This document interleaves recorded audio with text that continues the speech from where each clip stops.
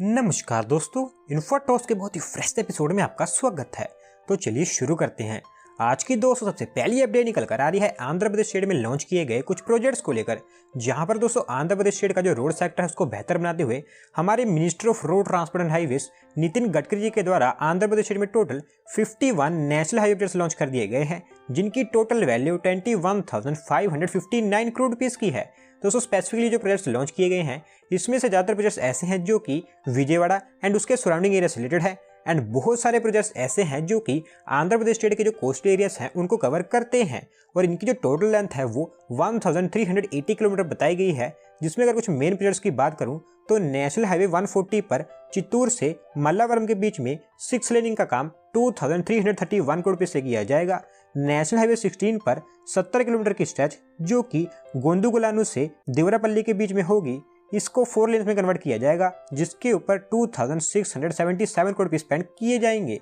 इसी national highway 16 पर कलापरू से चिनाउतोपल्ली तक 27 किलोमीटर की स्ट्रेच को 6 लेन में कन्वर्ट किया गया है, जिसके ऊपर 656 करोड़ रुपये स्पेंड किए गए हैं। और दोस्तों इसके साथ साथ national highway 65, national highway 565, national highway 544E, national highway 716B, national highway 365BG, national highway 516E, इन सब पर भी कुछ प्रोजेक्ट्स लॉन्च किए गए हैं। साथ साथ 7 road over bridges and 14 port connected projects launch किए गए हैं। अगली दोस्तों अपडेट निकल कर आ रही है हमारे देश की ग्रीन हाइड्रोजन प्रोडक्शन से रिलेटेड, जहां पर दोस्तों हमारे देश की जो ग्रीन हाइड्रोजन प्रोडक्शन है उसको इंक्रीज करने के लिए अल्टरनेटिवली हमारे देश में जो CO2 का एमिशन है उसको रिड्यूस करने के लिए भी हमारी मिनिस्ट्री ऑफ पावर के द्वारा न्यू ग्रीन हाइड्रोजन पॉलिसी को नोटिफाई कर दिया गया है, और इसके बारे में कहा सा गया है कि ये इंडिया को आने वाले समय में एक ग्रीन हाइड्रोजन हब बनाएगी। तो दोस्तों अगर आपको याद होगा तो 15 अगस्त 2021 को हमारे प्राइम मिनिस्टर जी के द्वारा नेशनल हाइड्रोजन मिशन लॉन्च किया गया था, जिसके अंतर्गत ये टारगेट रखा गया था कि 2030 तक हमारे देश में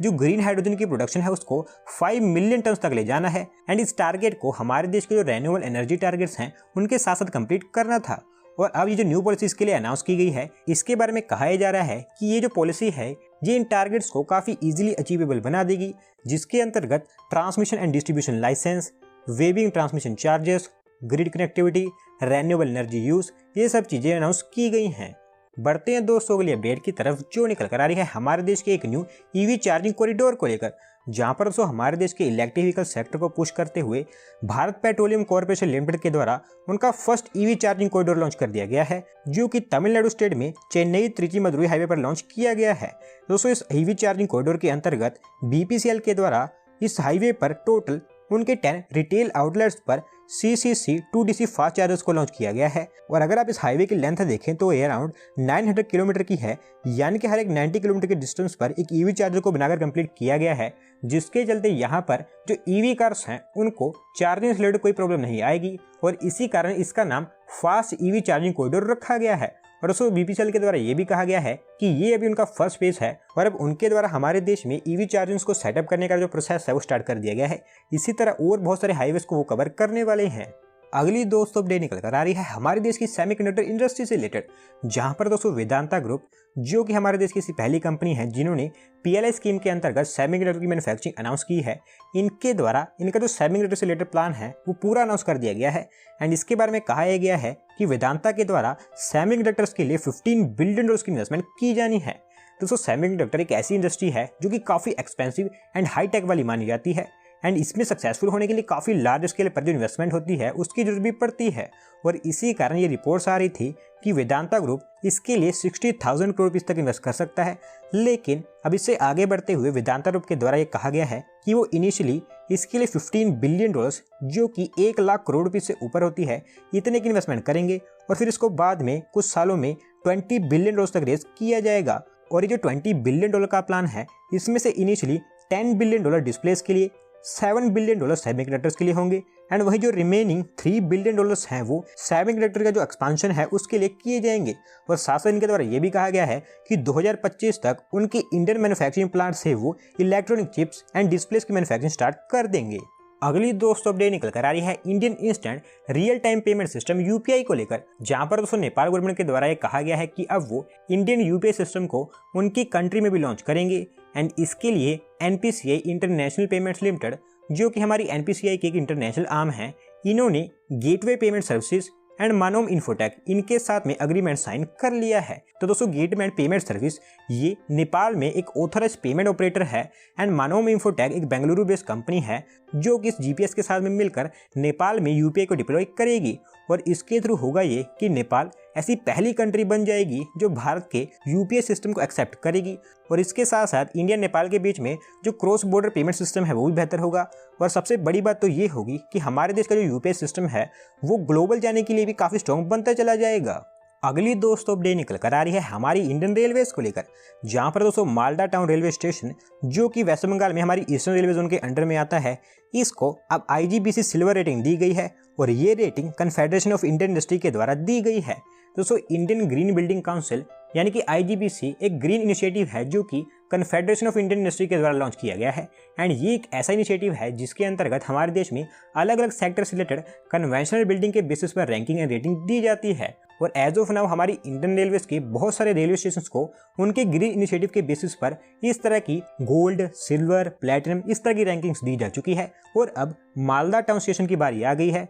जिसको sustainable station facility, health, hygiene and sanitation, water efficiency, energy efficiency, smart and green initiative, innovation and development, इन 6 चीजों के बेसिस पर रैंकिंग दी गई है। बढ़ते हैं दोस्तों अगली अपडेट की तरफ जो निकल कर आ रही है हमारे देश की लॉन्गेस्ट रेल टनल को लेकर, जहां पर दोस्तों Udhampur Srinagar Baramulla rail line project के अंतर्गत हमारे देश की जो अपकमिंग लॉन्गेस्ट रेल टनल है इसके लिए जो ब्रेक थ्रू है वो अचीव कर लिया गया है जिसकी पुष्टि हमारी नॉर्दर्न रेलवे के द्वारा की गई है। दोस्तों Udhampur Srinagar Baramulla rail line project एक 217 किलोमीटर लंबा रेल लाइन प्रोजेक्ट है जिसमें से अराउंड 160 किलोमीटर का जो पार्ट है वो ऑलरेडी ऑपरेशनल हो चुका है एंड इसमें कटरा से बनिहाल के बीच में 111 किलोमीटर का जो पार्ट है वो करंटली अंडर कंस्ट्रक्शन है जिसको काफ़ी तेजी से कंस्ट्रक्ट भी किया जा रहा है और अब इसी स्टेज के अंतर्गत संबर से अरपिंचला स्टेशन के बीच में टनल नंबर T49 इसका जो ब्रेक थ्रू है वो अचीव हो गया है जिसकी लेंथ ऑलमोस्ट 12.758 किलोमीटर की है और जब ये बनकर तैयार हो जाएगी तो ये हमारे देश की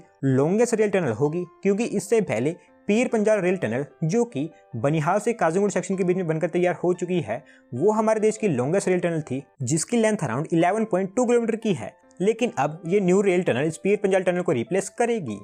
आज की दोस्तों लास्ट अपडेट निकल कर आ रही है हमारे देश के widest expressway Delhi Meerut expressway को लेकर, जहां पर दोस्तों हमारी national highway authority of India के द्वारा दिल्ली मेरठ एक्सप्रेसवे के अंतर्गत बन रहा चिपियाना रेल ओवरब्रिज के लिए जो न्यू डेडलाइन है वो सेट कर दी गई है और अब कहा ऐसा गया है कि किसी भी हालत में अप्रैल 2022 तक ये जो रेल ब्रिज है ये बनकर तैयार हो जाएगा। दोस्तों दिल्ली मेरठ एक्सप्रेसवे आप तो जानती है कि हमारे देश में ओपन कर दिया गया है, लेकिन इस एक्सप्रेसवे पर एक रेल ओवरब्रिज का कंस्ट्रक्शन किया जा रहा है क्योंकि काफ़ी लंबे समय से अंडर कंस्ट्रक्शन है क्योंकि lack of space, design changes, rail and road traffic इस तरह की चीज़ों के चलते ये जो रेल ओवर ब्रिज है इसको कंस्ट्रक्ट करना एक काफ़ी मुश्किल काम है और इसके साथ साथ एक प्रॉब्लम ये भी है क्योंकि इस रेल ओवर ब्रिज के लिए काफ़ी बड़े बड़े गर्डर्स का इस्तेमाल किया जा रहा है तो उनकी जो मैन्युफैक्चरिंग है वो पंजाब के लुधियाना में की जाती है और फिर वहाँ से वो जो पार्ट्स हैं उनको यहाँ पर ले आकर उनकी असेंबलिंग की जाती है और ये भी एक रीज़न है जिसके कारण डिले और भी बढ़ता जा रहा है। और दोस्तों इन्हीं मेन रीजन के चलते ये जो प्रोजेक्ट है ये दिसंबर 2021 की डेडलाइन मिस कर चुका है,